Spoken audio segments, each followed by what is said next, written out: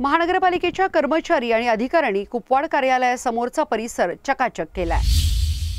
सांगली मिरज कुपवाड शहर महापालिकेच्या प्रभाग क्रमांक 3चे सहाय्यक आयुक्त सचिन पाटील आणि आरोग्य निरीक्षक अनिल पाटील यांच्या मार्गदर्शनाखाली स्वच्छता मोहीम राबवण्यात आली आहे। कुपवाड मनपा कार्यालयाबरोबरच संपूर्ण कुपवाड परिसरात अशी मोहीम राबवण्यात येणार असल्याची माहिती सहाय्यक आयुक्तांनी दिली। यावेळी आरोग्य निरीक्षक सिद्धांत ठोकळे, विकास कांबळे, कर निरीक्षक सय्यद उपस्थित होते। सध्या महापालिकेच्या वतीने स्वच्छता अभियान मोहीम सुरू आहे।